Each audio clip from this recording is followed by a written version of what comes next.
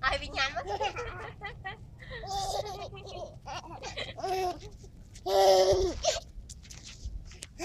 ai bị nhắn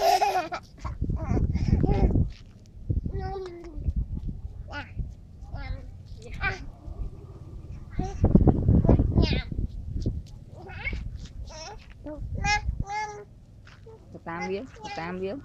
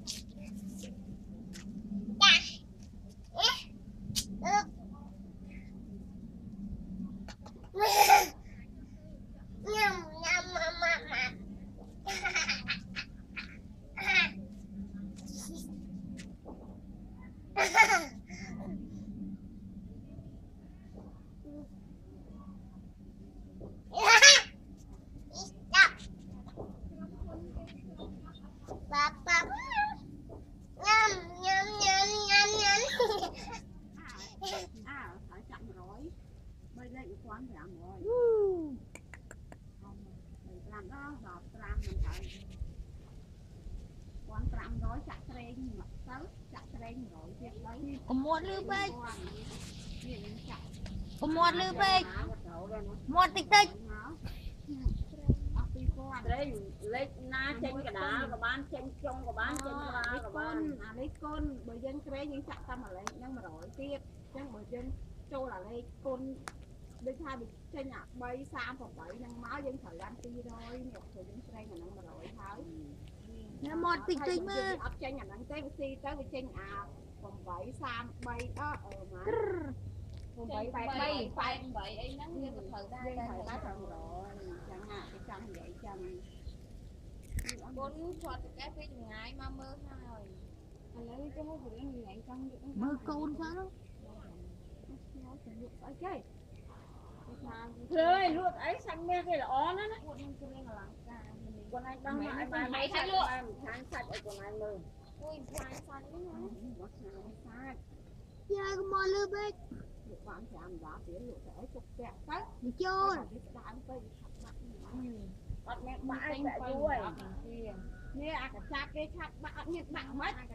bởi câu chiêng bánh kênh vậy chạp bạn phê ô nuôi nè à cả chạp đi rồi chào anh con anh thì vô mà chào mà nó có bao bố vô một cái trường hàng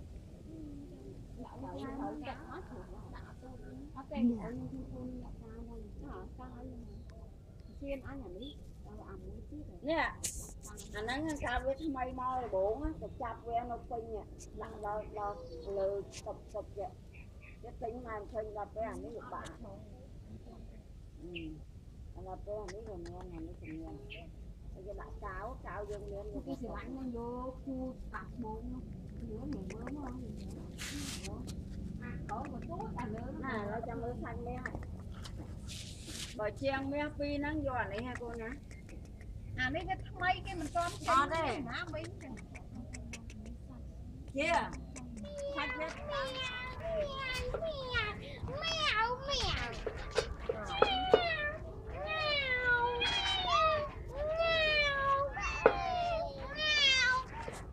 thôi cái ông Huế gọi cho ma trời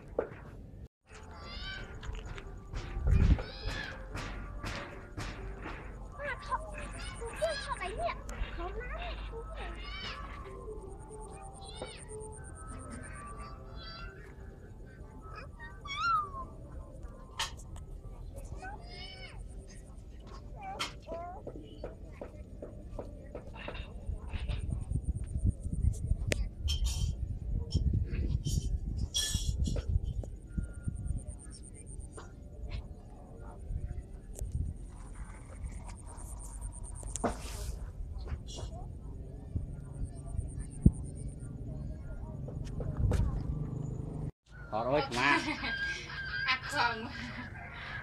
không sao cứ kia là người ta lố lố à rất mong yêu nhỏ nó bạc lâu mà không mà làm một lố à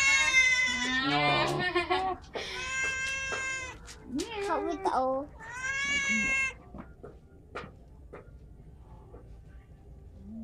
trời nó mỏ chi là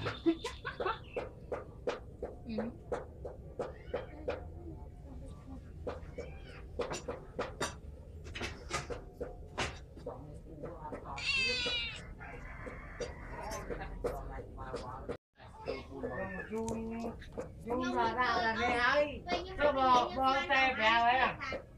đó đây là màu muối là nó bờ đâm rang mà thầm cưng kêu đo lử đây là